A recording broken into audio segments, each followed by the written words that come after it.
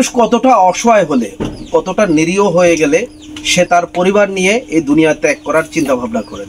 আমার তিনটা বাচ্চাদের নিয়ে একটা কথা ভাবো, আপনারা যদি একটু সহযোগিতা করেন আমার ছেলেগুলো নিয়ে আমি খাই বাঁচতে পারবো। আসসালামু আলাইকুম, কেমন আছেন সবাই?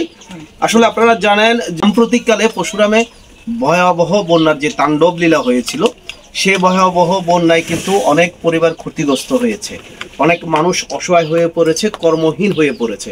আজকে আমরা এসেছি পরশুরাম উপজেলার পৌর এলাকার উত্তর কোলাপাড়া গ্রামে। এই কোলাপাড়া গ্রামের মোহাম্মদ ইকরাম ভাইয়ের বাড়িতে। আমি তার আগে আপনাদেরকে বলে নিচ্ছি, ভিডিওটা কেউ উপরের দিকে ঠেলে দিবেন না, পুরো কথাগুলো শুনবেন এবং আপনি যদি আর্থিকভাবে সহযোগিতা করতে না পারেন অন্তত পক্ষে শেয়ার করে দিবেন, যাতে আপনার একজন বন্ধু তার পাশে দাঁড়াতে পারে।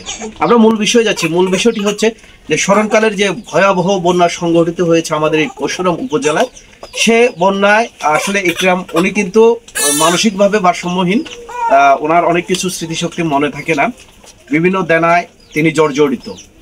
আবার বন্যার কারণে কিন্তু তিনি একদম অসহায় হয়ে পড়েছেন। আপনি দেখতে পাচ্ছেন আমার পাশে তার একটি ছেলে শিশু সন্তান রয়েছে, সে কিন্তু মাদ্রাসায় পড়ালেখা করে, তার স্ত্রী রয়েছে, তার আরো একটি সন্তান আছে ছোট এবং সেও মাদ্রাসায় পড়ে, আর কোলে আরেকজন বাচ্চা আছে। আসলে মানুষ মানুষের জন্য, জীবন জীবনের জন্য। আমরা সবাই যদি এই ইকরাম ভাইয়ের পাশে দাঁড়াতে পারি।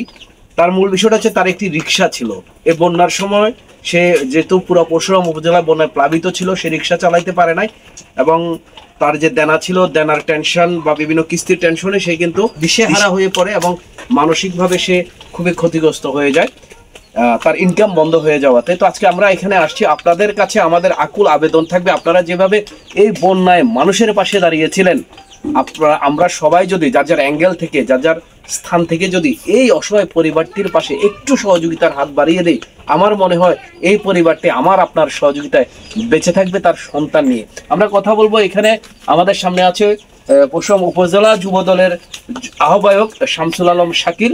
শাকিল সম্বন্ধে আমি আপনাদেরকে কি বলবো, সমাজ সেবায় যার অনেক অবদান রয়েছে এই পরশুরামে, ধর্মীয় বিষয় বলেন, সমাজ সেবা বলেন, তার কিন্তু অনেক অবদান রয়েছে। আরো যারা রয়েছেন আমাদের ফারুক সাহেব রয়েছেন, তারপরে আরো এলাকার সিরাজ সাহেব রয়েছেন, ওনারা রয়েছেন। তো আমরা শাকিল সাহেবের সাথে একটু কথা বলবো, আমরা একটু ওনার সম্বন্ধে একটু আমাদেরকে বলেন দর্শকদের উদ্দেশ্যে। ধন্যবাদ। আসসালামু আলাইকুম ওয়া রাহমাতুল্লাহ। আসলে আপনারা সকলে ইতিমধ্যে অবগত হয়েছেন, মানুষ মানুষের জন্য, মানবতার কল্যাণে আমরা সকলে কাজ করতে ইচ্ছুক। তো যে বিষয়টা নিয়ে আমরা জানতে পারছি সেটা হচ্ছে ইকরাম। আসলে ইকরাম আমার এই এলাকারই একটা বাসিন্দা। সে একটা রিক্সা নিয়ে বসবাস করতো, সবার সাথে তার সুসম্পর্ক ছিল। আমার ভাই ফারুক সাহেব, এই যে আমার আলম ভাই, রুবন মামা, সিরাজ ভাই, সবাই তাকে চিনে, এলাকার ছেলেরা সবাই তাকে চিনে। সে দীর্ঘদিন রিক্সা চালিয়েছে। তার তিনটা সন্তান, এই যে এটা মেজো সন্তান, বড় সন্তানটা মাদ্রাসায় রয়েছে, এই বাচ্চা তার ছোট বাচ্চাটা আছে। এগুলো নিয়ে সে দিনাবাদ করছে। আসলে সুন্দরভাবে সে চলছিল। তো আপনার বন্যার আক্রমণে, বন্যার পরিস্থিতির পরেই আসলে তাকে আমরা কয়েকদিন এলাকাতে দেখছিলাম না। হঠাৎ আমরা জানতে পারলাম যে ইকরাম নাই। কেন নাই সেটা আমরা পরবর্তীতে তার স্ত্রীর মাধ্যমে জানতে পেরেছি। সে বন্যার মধ্যে তার রিক্সা সহ তার যে পরিবারের যে অবস্থা, সেই অবস্থার আলোকে সে আসলে পরিবারের খরচ বরচ জোগাড় করতে গিয়ে আপনার সে আসলে ঠিকভাবে পারছিল না। রিক্সাটা একটু পুরাতন ছিল। তো সেই রিক্সাতে সে আসলে যে ব্যাটারি, সে নতুন একটা এক্সেট ব্যাটারি নিয়েছিল, কিন্তু আগে দিনাবাদ করতে, ছেলে মেয়েদেরকে নিয়ে খরচ করতে তার যে ঋণগুলো হয়ে গিয়েছিল, এগুলো চাপে সে আসলে ওই এলাকা থেকে সে চলে গিয়েছিল। তার রিক্সাটা কোথায় গেছে বা কিভাবে রিক্সাটা থেকে ব্যাটারি চলে গেছে সে সেটা জানে না। এখন তার ওয়াইফ দুইবারই আমার বাড়িতে গিয়েছেন, আমার শরণাপন্ন হয়েছেন। আমার কাছে এই অবস্থার মধ্যে তার তিনটা যে সন্তান, এই সন্তানগুলো নিয়ে কীভাবে সে বা আগামীতে বসবাস করবে, কিভাবে চলবে, মাদ্রাসা লেখাপড়া করে, এটা ছোট মাসুম বাচ্চা কোলে রয়েছে, কিভাবে খাবে। এখন আমি তার সাথে যখন আলাপ করলাম যে তোমার এখন রিক্সাটার কি অবস্থা, কি কন্ডিশন, যখন জানতে পারলাম যে রিক্সাটা যেখান থেকে সে ব্যাটারিগুলো নিয়েছে সেখানেও 50,000 টাকা সে 1 টাকাও দিতে পারে নাই, ওই যে এর মধ্যে ব্যাটারিগুলো চলে গিয়েছে।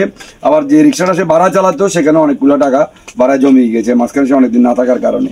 তো এমত অবস্থায় এখন সে নতুন করে বাঁচানোর জন্য তার যে রিক্সার প্রয়োজন এবং তার যে 3টা বাচ্চা রয়েছে তাদের যে খাওয়া দাওয়া দেওয়া, এগুলোর জন্য তাকে এখন মানে কর্মঠ হওয়া প্রয়োজন। তো এখন কেউ তাকে তো ব্যাটারিও দিবে না আর রিক্সাও দিবে না আপনার, আর একসাথে আমরা যারা আছি কেউ তাকে একসাথে এত টাকা সহযোগিতাও করবে না। এখন আপনাদের মাধ্যমে, এই ভিডিওর মাধ্যমে আমরা সকলে যদি তার পাশে একটু দাঁড়াই, একটা পরিবার বাঁচবে, কিছু বাচ্চা বাঁচবে, কিছু মাসুম বাচ্চা বাঁচবে।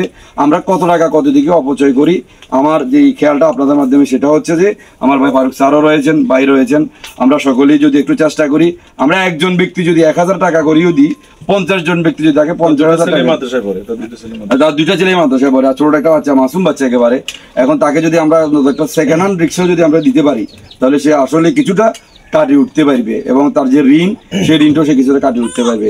কিন্তু এটা না হলে আপনারা দেখতেছেন তার যে ছোট ঘর, এই জায়গা বিক্রি করা ছাড়া তার আর কোনো গতি নেই। এখন এই জায়গা যদি বিক্রি করে, সে ঋণও পরিশোধ করতে পারবে না, কিছুও করতে পারবে না, কোনো দিকে সে যাইতে পারবে না।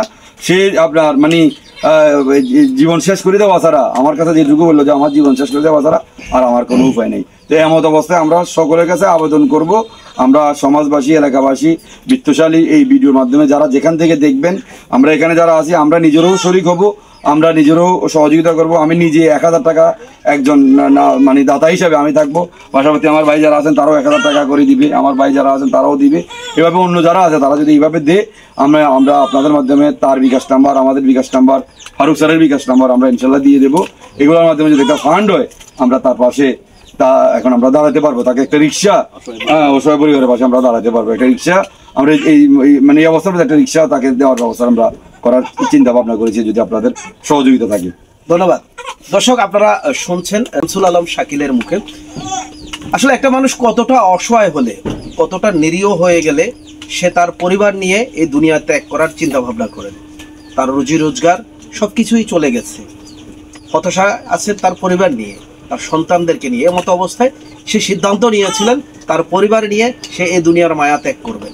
কিন্তু তারই মধ্যে সমাজে যারা রয়েছেন তারা বিষয়টি জানতে পেরেছেন, তার ওয়াইফের মাধ্যমে তারা এগিয়ে এসেছেন। আমরা চাই আপনারাও যারা দেশে প্রবাসে যারা রয়েছেন, যারা সবসময় মানুষের কল্যাণে এগিয়ে আসেন, সমাজের কল্যাণে এগিয়ে আসেন, যে নাম্বারগুলো দেওয়া আছে সেই নাম্বারে যোগাযোগ করে আপনারাও এই অসহায় পরিবারটির পাশে থাকবেন, এমনটাই আশা করি আমরা। আমার স্বামী তো মানসিকভাবে অসুস্থ, স্ত্রীর চাপ নিয়ে মানে এখন আছে। আর বন্যার কারণে অনেক কিছু ক্ষতি হয়েছে, আমাদের বাচ্চার মেয়েদেরকে নিয়ে চলতে ফিরতে অনেক কষ্ট হতো। আমার 3টা বাচ্চাদের নিয়ে ওটা কোথায় যাবো, আপনারা যদি একটু সহযোগিতা করেন, আমার ছেলে যেগুলো নিয়ে আমি খাই বাঁচতে পারবো। আমার শহরে যদি একটু আপনারা সাহায্য সহযোগিতা করেন, একটা গাড়ির ব্যবস্থা করে দেন।